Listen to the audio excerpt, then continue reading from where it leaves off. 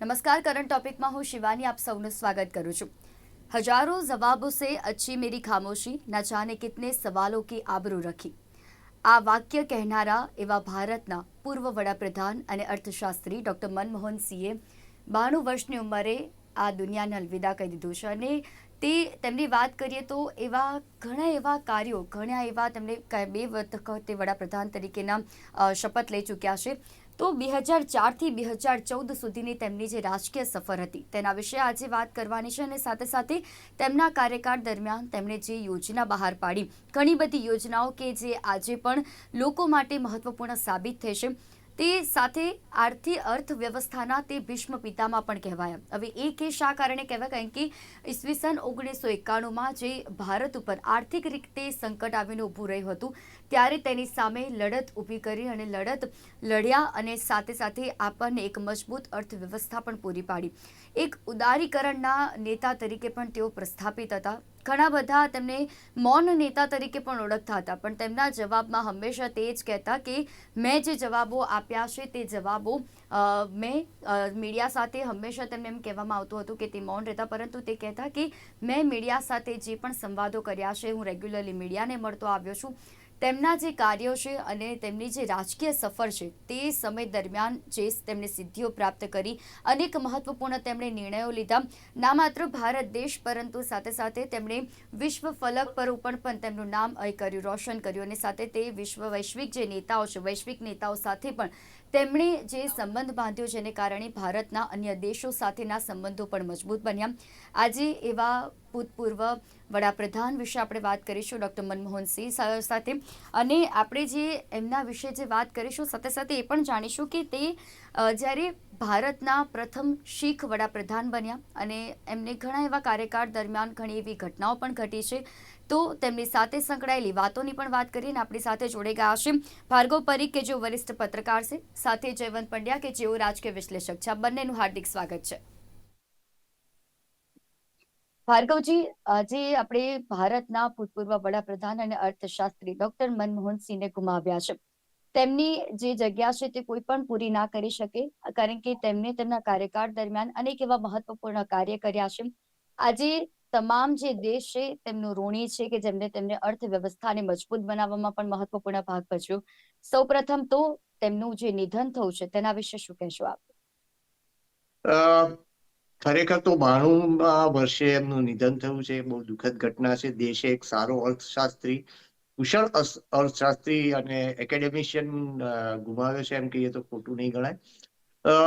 મને બરોબર યાદ છે એ સમયની, જ્યારે દેશ ભયાનક આર્થિક તકલીફમાંથી પસાર થઈ રહ્યો હતો ને, એ વખતે 1991ની અંદર એ નાણામંત્રી બન્યા, ત્યારે એમણે એક ઐતિહાસિક નિર્ણય લીધો હતો જે બહુ જ ઓછા લોકોને એ વખતે સમજમાં આવી હતી, અને એ નિર્ણયની કદર ભૂતપૂર્વ વડાપ્રધાન અટલ બિહારી વાજપેયીએ પણ કરી હતી। નરસિંહ સરકારની અંદર 1991ની અંદર એમને એ વખતે આપણી આર્થિક પરિસ્થિતિ બહુ ખરાબ હતી, ફુગાવાનો દર બહુ ઉપર જઈ રહ્યો હતો, ત્યારે એમણે ડોલરની સામે રૂપિયાની કિંમત ઘટાડી હતી। જી સંસદની અંદર મને બરોબર યાદ છે એ વખતનો સમય, અને ત્યારબાદ વાજપેયીએ પોતે પોતાના એક ઇન્ટરવ્યુમાં પણ આ વાતનો ઉલ્લેખ કર્યો છે। સંસદની અંદર વાજપેયીએ એમને બહુ જ ખરાબ રીતે ઝાડી નાખ્યા હતા અને બહુ જ કટુતાથી એમના વિશે પ્રવચન આપ્યું હતું। અને ત્યારબાદ મનમોહનસિંહ તો અર્થશાસ્ત્રી હતા, રાજકારણી, એ વખતે તો રાજકારણી તરીકે બહુ મોટા પાયે ઉભર્યા નહોતા। એમને એટલું બધું જી માઠું લાગ્યું કે પોતાનું રાજીનામું આપવા બેસી ગયા હતા।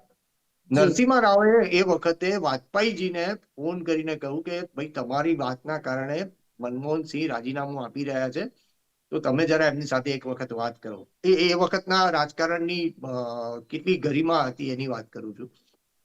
વાજપેયીજી વિપક્ષમાં હતા અને એમણે ફોન કર્યો મનમોહનસિંહને, અને આ વાજપેયીજીએ પોતે કહેલી વાત છે, અને એમણે કહ્યું કે ભાઈ, સંસદમાં મારે બોલવું પડે, પરંતુ તમે જે નિર્ણય કરી રહ્યા છો એ બરોબર કરી રહ્યા છો। એ વખતે એમને હ્યુગોને ટાંકીને એક વાત કહી હતી કે સમય આવે ત્યારે પૃથ્વી પર દરેક વિચારનો એક પાકવાનો સમય આવે છે, અને એ સમય અત્યારે પાકી રહ્યો છે। અને એમની એ દૂરંદેશી હતી, એ વખતે ઉદારીકરણની નીતિ એ જે લાવ્યા એના કારણે ડોલરની સામે રૂપિયો ઘટાડ્યો, એટલે આપણી નિકાસ વધી, નિકાસ વધવાના કારણે અર્થતંત્રને ઘણો બધો ફાયદો થયો. બીજું, જી ઉદારીકરણના કારણે વિદેશમાંથી રોકાણ આવવા માંડ્યું. વિદેશમાંથી રોકાણ આવ્યું એટલે જે પણ નવા ઇન્સ્ટિટ્યૂટ બનવા માંડ્યા, જે પણ કન્સ્ટ્રક્શનના કામ થયા, જે પણ ઓફિસીસ બની, એટલે નાની ખીલીથી માંડીને તમામ વસ્તુઓમાં તો રૂપિયો ઇન્ડિયામાં પોર થવા માંડ્યો. એટલે ડોલરના સ્વરૂપે ઇન્ડિયામાં પોર થવા માંડ્યા પૈસા. અને એનું આ પરિણામ છે કે એ પછીના સમયગાળાની અંદર દેશનું અર્થતંત્ર ધીમે ધીમે ઉપર આવતું હતું. કારણ કે એ પહેલાનો જે સમયગાળો ગયો એની અંદર આપણે સોનું ગીરવે મૂકી આવ્યા હતા. એ જી પછી અફઘાનિસ્તાન સાથેની જે ઘટના બની, પાકિસ્તાન અફઘાનિસ્તાન સાથેની, તો એમને પહેલી મુલાકાત 30 વર્ષ પછી એમણે પહેલી મુલાકાત લીધી હતી અફઘાનિસ્તાનની.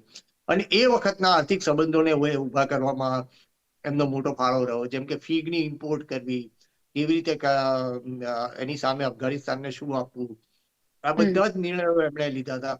2008ની મંદી, એમના સમયગાળાની અંદર બીજો એક આર્થિક મંદીનો બીજો મોટો દોર હતો. જયારે 91 ની અંદર તો એમણે કમાન સંભાળી નાણામંત્રી તરીકે, ત્યારે તો હાલત ખરાબ હતી. પણ 2008 જયારે પ્રધાનમંત્રી હતા ત્યારે 2008ની અંદર વૈશ્વિક મંદી બહુ મોટા પ્રમાણમાં આવી હતી. અને એ જી વૈશ્વિક મંદીની અંદર જયારે એમણે દોર સંભાળ્યો ત્યારે ભારત માટેની દુનિયાના બીજા દેશો માટે પણ તકલીફ હતી. એ સમયે ઓબામાએ એમને ખાસ બોલાવ્યા હતા, કારણ કે એ વખતે 14 બેંક ફડચામાં ગઈ હતી અમેરિકાની. અમેરિકાના અર્થતંત્ર ઉપર પણ મોટી અસર પડી હતી. ત્યારે એમણે ઓબામાને કેટલીક રણનીતિ અને કેટલીક આર્થિક નીતિઓની બાબતમાં વાત કરી હતી ને અમેરિકા ફરીથી બેઠું થયું હતું.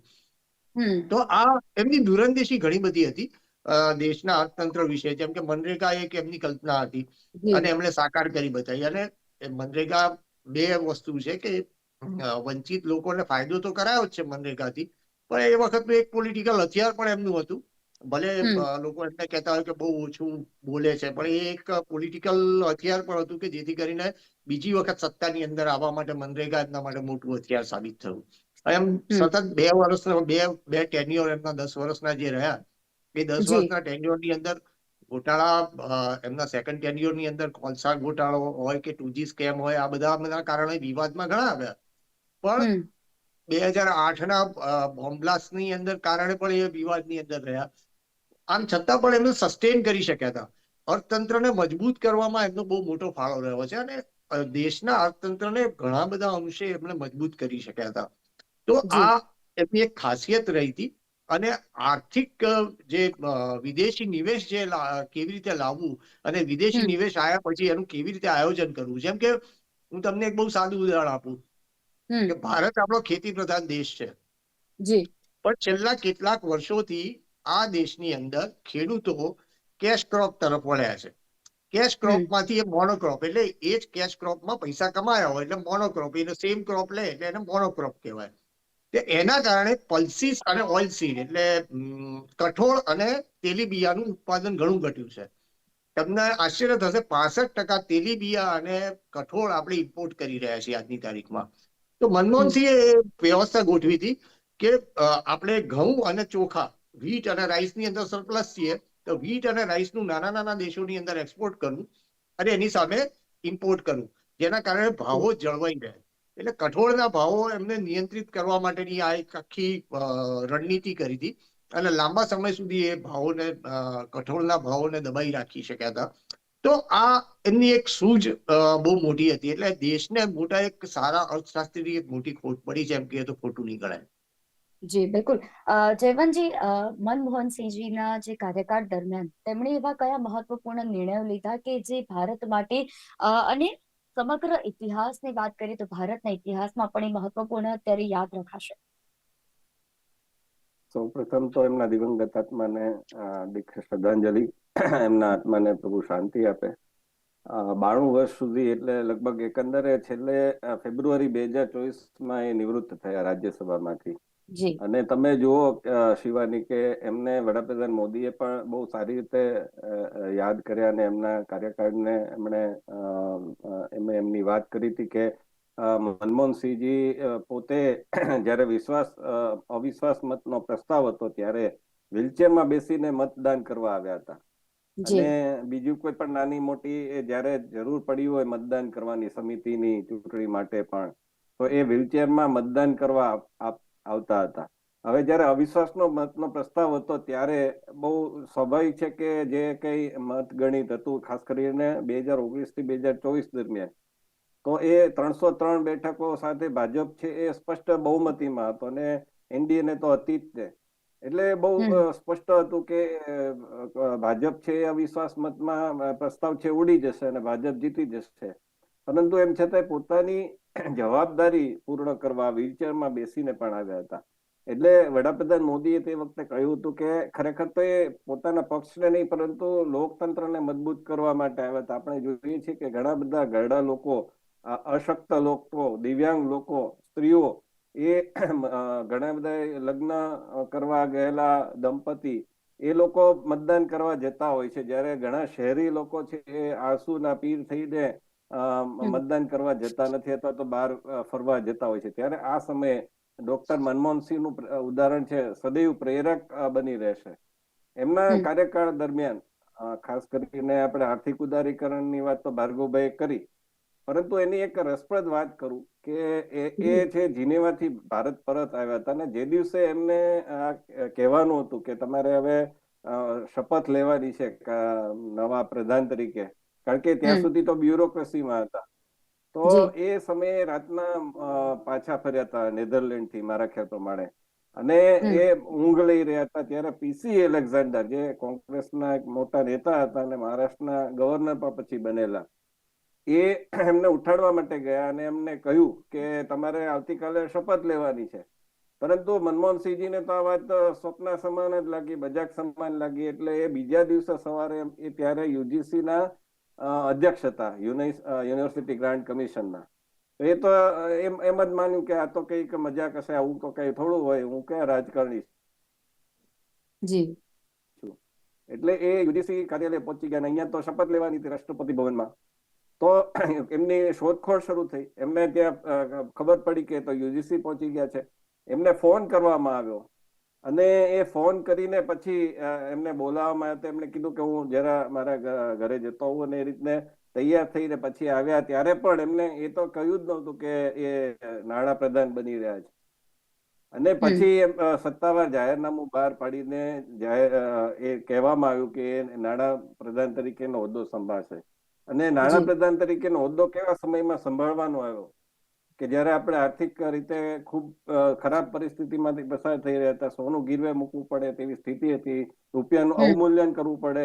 અને એક રીતે જોઈએ ને શિવાની, તો કોંગ્રેસને કદાચ પસંદ ન પડે, પરંતુ નહેરુજીની જે નીતિ હતી એ નીતિની આખો યુટર્ન છે એ લેવામાં આવ્યો. એ પછી આર્થિક નીતિ હોય કે અમેરિકાની નીતિ હોય, આર્થિક નીતિમાં એમણે આખી ઉદારીકરણની નીતિ, જે નહેરુજીની હતી સમાજવાદી નીતિ હતી, સામ્યવાદી નીતિ હતી કે બધું સરકારીકરણ કરવું, બધી જ વસ્તુઓ છે આપણે સરકારના હાથમાં હોય, ફોન પણ ટ્રંક આપણે લેવો હોય તો બુક કરાવવો પડે અને કેટલાય મહિનાઓ પછી મળે, એમાં કદાચ લાંચ ખવડાવવી પડે, ટ્રંક કોલ કરવો હોય તો બુક કરાવવો પડે. આવી પરિસ્થિતિ, સ્કૂટર લેવું હોય તો પણ એ સરળ નહોતું, સ્કૂટર પણ બુક કરાવવું પડે, કેટલાય મહિનાઓ પછી તમને મળે. આવી બધી પરિસ્થિતિમાંથી એમણે યુટર્ન લેવાનો હતો અને અડખામણા બનવાનું હતું. અને જેમ ભાર્ગવભાઈ કહ્યું કે અટલજીએ ખૂબ ટીકા કરી અને એ જ અટલજી પાછા એમને મનાવી પણ લાવ્યા. તો એ સમયનું જે સત્તા અને વિપક્ષનું એક રાજકારણ હતું એ પણ જોવા જેવું છે કે રાજકારણ એટલી હદે નહોતું કે મનભેદમાં પરિવર્તિત થાય. અને બીજી વાત એ છે કે અમેરિકા તરફની જે નીતિ હતી અત્યાર સુધી દેશની, કે અમેરિકાથી વિમુખ થઈને જ આપણે ચાલતા હતા, પરંતુ અટલજી જયારે 1998માં વડાપ્રધાન બન્યા એ પછી અમેરિકા સાથે, ખાસ કરીને તેના સંરક્ષણ પ્રધાન વિદેશ પ્રધાન તાલબોટ સાથે જશવંતસિંહે 14 રાઉન્ડ મંત્રણા કરીને પછી આપણી અમેરિકા સાથેના સંબંધો ગાઢ બન્યા. એને વડાપ્રધાન મનમોહનસિંહે પોતાના કાર્યકાળમાં ઓર આગળ લઈ ગયા અને એનું પરિણામ એ આવ્યું કે બરાક ઓબામાએ એવું કહ્યું કે વડાપ્રધાન મનમોહનસિંહ જયારે બોલે છે ત્યારે આખી દુનિયા એને સાંભળે છે. એવું ક્યારે બધું એમને મૂકવા માટે છેક સુધી આવતા હતા અમેરિકાના, ચાહે બુશ હોય કે ઓબામા હોય. અને સત્તા જાતી હોય તો ભલે જાય, કારણ કે એમણે જયારે અમેરિકા સાથે પરમાણુ સંધિનો કરવાનું નક્કી કર્યું 2006માં, તો સામ્યવાદી પક્ષો તો હંમેશા અમેરિકાના વિરોધી જ હોય, એ તો ચીન તરફી જ હોય, રશિયા તરફી હોય, તો એમણે જી જી ટેકો પાછો ખેંચી લેવાનું નક્કી કર્યું. અને એક તબક્કે સોનિયા ગાંધી પણ માની ગયા હતા આ વાત માટે, પરંતુ મનમોહન સિંહ આ બાબતમાં એકદમ અડગ રહ્યા કે સત્તા જતી હોય તો ભલે જાય, પરંતુ આ સંધિ તો થઈને જ રહેશે, દેશ હિતની વાત છે. અને એ સંધિ થઈને રહી. સદભાગ્યે બધું જે કઈ એ આખું કલંકિત પ્રકરણ પણ છે કેસ ફોર વોટનું. સમાજવાદી પક્ષના સાંસદો છે એમણે મત આપી દીધો અને એના કારણે સરકાર તો ટકી ગઈ. અને એ જે છબી બની હતી મનમોહનસિંહજીની, એ છબીના કારણે 2009માં ફરીથી યુપીએની સરકાર આવી. પરંતુ દુર્ભાગ્યે એ જશ છે રાહુલ ગાંધી ખાટવા ગયા ને એ આખું આપણે એમાં અત્યારે આ તબક્કે એવો તબક્કો છે કે એમાં આપણે પડવું નથી. પરંતુ મનમોહનસિંહજીની જે ક્ષમતા હતી એ ક્ષમતાનો ઉપયોગ છે એ કોંગ્રેસ બરાબર કરી શકી નહીં. અને એમના કાર્યકાળમાં તમે લોકપાલ બિલ હોય, આરટીઆઈ હોય, આરટીઈ હોય કે પછી છેલ્લે ખાદ્ય સુરક્ષા કાયદો જે અત્યારે ગરીબ કલ્યાણ યોજના તરીકે ઓળખાય છે, જેના અંતર્ગત 80 કરોડ ગરીબોને અન્ન મળી રહ્યું છે, એ કાયદો પણ એમના સમયમાં લાવવામાં આવ્યો. અત્યારે કદાચ આપણને આ લાગે કે ભાઈ દુરુપયોગ થઈ રહ્યો છે, પરંતુ ઘરેલું હિંસા વિરોધી કાયદો એ પણ એમના કાર્યકાળમાં જ લાવવામાં આવ્યો 2006માં. બિલકુલ, એટલે જયવંતજી કહી આવું ઘણા શકાય કે બધા એવા કાર્યો છે એમણે. જી, એટલે ઘણા એવા મહત્વપૂર્ણ કાર્યો અને તે ઘણા મહત્વપૂર્ણ નિર્ણય પણ એમને કાર્યકાળ દરમિયાન લીધા છે. ભાર્ગવજી, જ્યારે વાત કરીએ આપણે કે મનમોહનસિંહજી જ્યારે વડાપ્રધાન બન્યા, તેમને કહેવાય છે કે એક્સિડેન્ટલ પ્રાઇમ મિનિસ્ટર, અને તેમણે હંમેશા એના જવાબમાં એવું કીધું છે કે હું એક્સિડેન્ટલ પ્રાઇમ મિનિસ્ટરની સાથે સાથે હું એક્સિડેન્ટલ જે ફાઇનાન્સ મિનિસ્ટર પણ હતો. અને જ્યારે સોનિયા ગાંધીને વડાપ્રધાન નહોતું બનવું અને તેમને મનમોહનસિંહને વડાપ્રધાન બનાવ્યા, ત્યારે વાસ્તવિક સત્તા તેમણે મનમોહનસિંહને નહોતી સોંપી અને સોનિયા ગાંધી પોતાની પાસે રાખી હતી. આવા વિવાદો અને આવી વાતો પણ એ સમય થઈ હતી જ્યારે વડાપ્રધાન તરીકે મનમોહનસિંહનું નામ પસંદ કરવામાં આવ્યું. શું હતી એ સમયની વાસ્તવિકતા અને તેને કઈ રીતે મનમોહનસિંહે પરિવર્તન કર્યું અને પોતે જે નિર્ણયો લીધા છે એ પોતે જ તેમના તરફથી લેવામાં આવ્યા છે તે સાબિત કર્યું? આના માટે છે ને આ આખી એક્સિડેન્ટલ પ્રાઇમ મિનિસ્ટર જે છે એ પુસ્તક પણ એના ઉપર લખાયું છે ને, નિર્જા ચૌધરીએ લખેલું એ પુસ્તક છે. નિર્જા ચૌધરીના એ પુસ્તકની અંદર નિર્જા ચૌધરી બહુ. હાજી ભાર્ગવભાઈ, સંજય બારુ એમના સલાહકાર હતા, મીડિયા સલાહકાર સંજય બારુ. એ સંજય બારુએ પછી લખ્યું. એ પહેલા એક્સિડેન્ટલ પ્રાઇમ મિનિસ્ટર તરીકે નિર્જા ચૌધરીનું સૌથી પહેલું પુસ્તક છે. અને નિર્જા ચૌધરીનું જે પહેલું પુસ્તક છે એ મને લાગે છે કે રિફર કરવા જેવું છે, કારણ કે એ આખી ઘટના બની ત્યારે નિર્જા ચૌધરી ત્યાં આગળ હાજર હતા. અને સંજય બારુ એટલે ઇન્ડિયન એક્સપ્રેસ એટલે ફાઇનાન્શિયલ એક્સપ્રેસના એ પ્રમુખ તંત્રી હતા અને એમની યુપીએ 2 વખતે એમણે આ પુસ્તક લખ્યું હતું. આ યુપીએ 1 વખતે લખાયેલું પુસ્તક છે નિર્જા ચૌધરીનું. સૌ પ્રથમ પુસ્તક લખાયું હતું આ નિર્જા ચૌધરીનું. એટલે નિર્જા ચૌધરી એ વખતે જે પુસ્તક લખ્યું એ વખતે એવી વાત હતી કે નટવરસિંહને પ્રાઇમ મિનિસ્ટર બનાવવાની વાત આવીને ઉભી રહી હતી એ વખતે.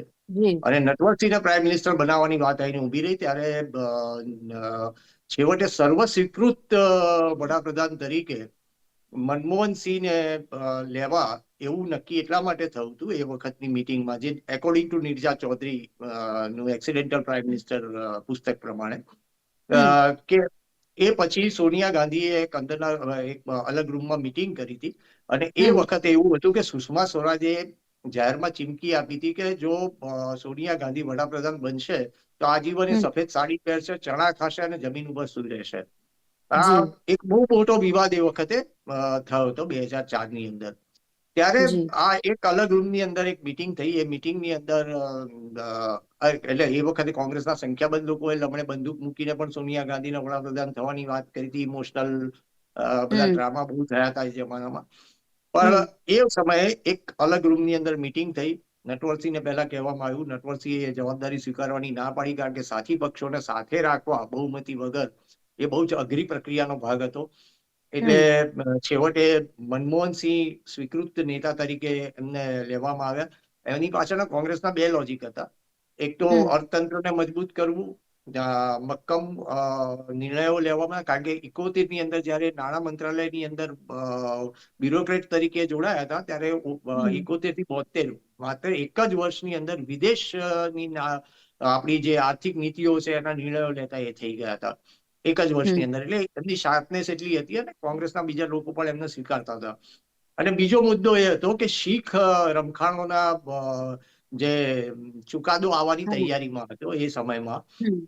એટલે એ સમયની અંદર જો શીખ વડાપ્રધાન તરીકે મૂકવામાં આવે તો બિન વિવાદાસ્પદ કેરેક્ટર એક આખું આવે, લઘુમતી અને લઘુમતી તરીકે ઉપસી આવે, અને પંજાબ શીખ રમખાણો વાળી વાત જો આવે તો આવનારા દિવસોની અંદર કોંગ્રેસ સરકારને એની મુશ્કેલીઓ ન નડે. આ બધા ગણિતોને ધ્યાનમાં રાખીને મનમોહનસિંહની પસંદગી એ વખતે કરવામાં આવી હતી. અને ત્યારબાદ જે મનમોહનસિંહે ધીમે ધીમે પણ મક્કમ નિર્ણયો લીધા, અને એ મક્કમ નિર્ણયોના કારણે ધીમે ધીમે એ છાપ ઉભરતી ઓછી થઈ કે મનમોહનસિંહ સોનિયા ગાંધીના ઈશારે ચાલે છે. કારણ કે તમારે અહીંયા આગળ એ પણ યાદ કરવું જોઈએ કે મનમોહનસિંહે રજૂ કરેલા 2 બિલ રાહુલ ગાંધીએ જાહેરમાં ફાડી નાખ્યા હતા. જો એ સોનિયા ગાંધીના ઈશારે જો ચાલ્યા હોત તો રાહુલ ગાંધીએ આ 2 બિલ ફાડવાની હિંમત ન કરી હોત અને મનમોહનસિંહ. એમને એ સમયે પણ કીધું રાહુલ ગાંધીએ કે વટહુકમને ફાડીને ફેંકી દેવો જોઈએ, તેમણે તે કર્યું હતું પણ ખરી. હા, એટલે માત્ર સોનિયા ગાંધીના ઈશારે જ ચાલ્યા છે એવું નથી, એમને પોતાના પણ નિર્ણય શક્તિના આધારે એમણે નિર્ણયો લીધા છે.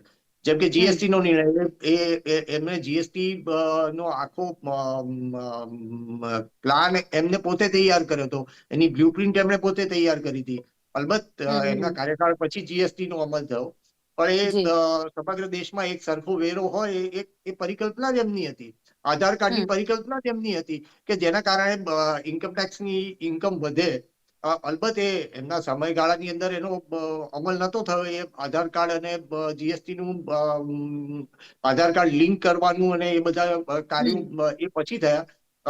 પણ આધાર કાર્ડ તમારા બેંક ખાતા સાથે, તમામ તમારા આર્થિક વ્યવહારો સાથે આધાર અને પાન કાર્ડને જોડવાની જે વાત છે એ ફાઇનલાઇઝેશન એમના કાર્યકાળ પછી થયું, પરંતુ પરિકલ્પના તો એમની જ હતી જીએસટી થી માંડીને આ બધી. તો એ પરિકલ્પનાને ધ્યાનમાં રાખીએ જેના કારણે દેશની આવક તો વધી જ છે, કરદાતાઓની સંખ્યા વધી છે, જીએસટી ના કારણે પણ સરકારની તિજોરી છલકાય છે, કે ઇન્કમટેક્સ ભરવા વાળાની સંખ્યા પણ તમે જુઓ છેલ્લા કેટલાક વર્ષથી જ્યાંથી આધાર અને પાન કાર્ડ ને બેંક ખાતાઓ સાથે લિંક કરવામાં આવ્યા છે એ પછી ઇન્કમટેક્સ ની આવક પણ વધી છે. એટલે આ બધી દૂરંદેશી જે નિર્ણયો લેવાની તાકાત એમનામાં હતી એને આપણે ભૂલી શકીએ એમ નથી. અને એટલે જ પરમાણુ વડાપ્રધાન વાળો જે નિર્ણય હતો તે સોનિયા ગાંધી વિરુદ્ધ જઈને પણ તેમણે પરમાણુને લઈને તેમણે સહી પણ કરી હતી.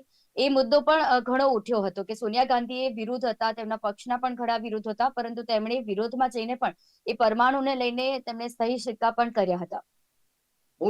બહુ સાચી વાત છે. એનું કારણ છે કે એ વખતે પોખરણના પરમાણુ ધડાકા પછી અમેરિકાથી માંડીને કેટલાય દેશ એવા હતા કે જે લોકોએ આપણી સાથે આર્થિક વ્યવહારો બંધ કરેલા હતા. અમેરિકાએ આપણું કાપડ લેવાનું બંધ કર્યું હતું એ વખતે. તો આપણા ત્યાંથી કોટન બહુ મોટા પાયે એક્સપોર્ટ થતું હતું. એ વખતે આપણી પરિસ્થિતિ એવી હતી કે આપણે ચાઇના થઈને આપણું કાપડ ત્યાં આગળ યુરોપના દેશોમાં જતું હતું. તો એ સીધી આવક ઉભી કરવા માટે આપણે આ નિર્ણયનો આ પરમાણુ કરાર વાળો જે મામલો હતો એની અંદર આપણે સહી કરી હતી, જેની અંદર અને કોંગ્રેસના લોકો ભાર્ગવજી નારાજ કદાચ હતા. અને કદાચ એટલે જ એ કહેતા હતા કે વિદેશ વેપાર મુદ્દે તેમનાથી સૌથી વધુ જાણકાર કોઈ નહીં હોય, ને તેમણે ખરું તે સમયમાં પણ તે ઉતરી આવ્યા હતા, તે સમયમાં પણ તેમણે આ કરી બતાવ્યું, અને આ નિર્ણયથી એટલા જ માટે તે જાણીતા થયા અને જે મૌન નેતા તરીકે ઓળખાતા હતા. અને એટલે જ એમના નિર્ણયો થકી તે જવાબ લોકોને આપ્યો, ને એટલે જ તેમણે જે વાક્ય પણ કીધું હતું કે જે હજારો જવાબો સે અચ્છી મેરી ખામોશી અચ્છી ન જાને કિતને સવાલો કે આબરૂ રખી. અને એટલા જ માટે તેમણે આ વાક્ય કીધું અને તેમના જવાબો તેમણે તેમના કાર્યકાળ દરમિયાન લોકોને આપ્યા હતા. એમના કાર્ય થકી, એમના યોજનાઓ થકી, એમના નિર્ણયો થકી જે આજે પણ ભારત દેશનો દરેક નાગરિક એ આધાર કાર્ડ ઉપર કે જે તમામ ડોક્યુમેન્ટ છે એ આધાર કાર્ડ જેવા મહત્વપૂર્ણ નિર્ણય હોય કે પછી કૃષિ યોજના હોય કે આરટીએ જે કાયદો છે તે પણ લાવવામાં તેમણે મહત્વપૂર્ણ ભૂમિકા ભજવી.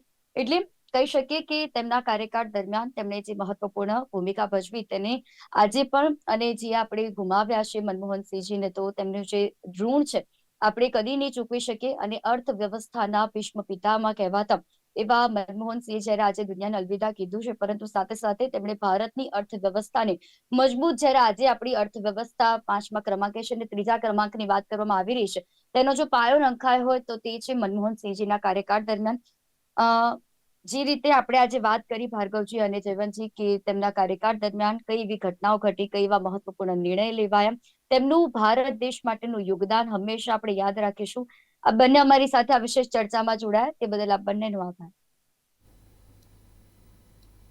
તો કરંટ ટોપિકમાં આજે વિશેષ ચર્ચા કરી કે ભારતના પૂર્વ વડાપ્રધાન અને અર્થશાસ્ત્રી ડોક્ટર મનમોહન સિંહનું 92મી વર્ષે આજે નિધન થયું અને તમામ લોકો આ તેમના ઋણી રહેશે. ભારત દેશ તેમને હંમેશા યાદ રહેશે અને તેમના જે નિર્ણયો છે ઇતિહાસમાં તેમને જ્યારે પણ નામ લેવાશે અને અર્થશાસ્ત્રી તરીકે જો કોઈનું પણ નામ લેવામાં આવશે સૌપ્રથમ તેમનું નામ તમામ લોકોને યાદ રહેશે, કારણ કે તે કહેતા હતા કે વિદેશ વેપાર હોય કે પછી અર્થવ્યવસ્થાની કોઈ પણ બાબત હોય, સૌપ્રથમ જો કોઈને યાદ કરવામાં આવશે તો તે છે ડોક્ટર મનમોહન સિંહ.